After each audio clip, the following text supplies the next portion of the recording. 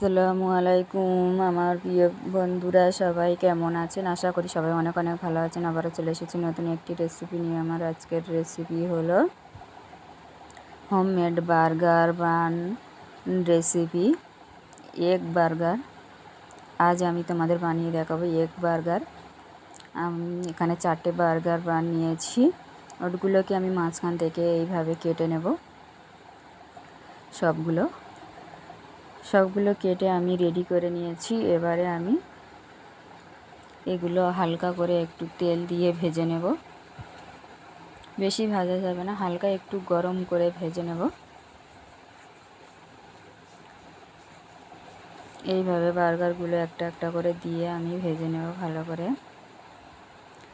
রেসিপিটি যদি ভালো লাগে প্লিজ একটি লাইক দিয়ে ভিডিওটি ফুল ওয়াচ করার অনুরোধ রইল। আর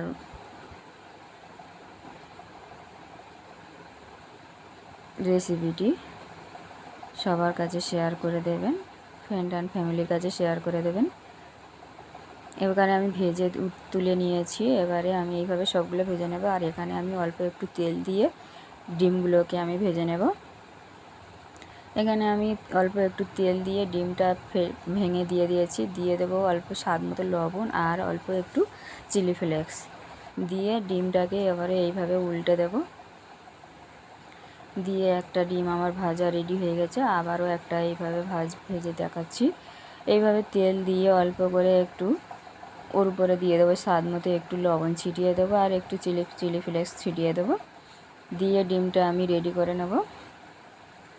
সবগুলো ডিম আমার রেডি করা হয়ে গেছে। এবারে আমি এগুলোকে বানিয়ে দেখাবো কেমনভাবে বানাতে হয়। এখানে আমি বার্গারগুলো নিয়ে নিয়েছি। টমেটো সস নিয়েছি। টমেটো সস এইভাবে অল্প করে নিয়ে আমি এইভাবে রুটির মধ্যে আমি লাগিয়ে দেব।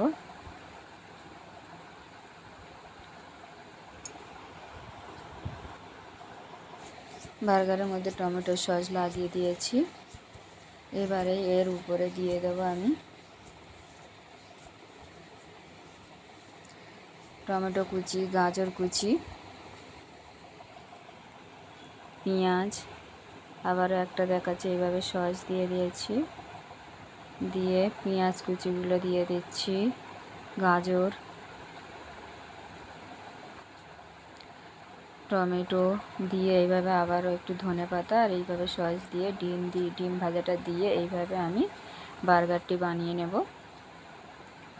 এইভাবে বাড়িতে একবার হলে বা ট্রাই করে দেখবেন। আর কেমন হয়েছে কমেন্ট করে জানাবেন। ফিরে আসবেন নতুন রেসিপি নিয়ে।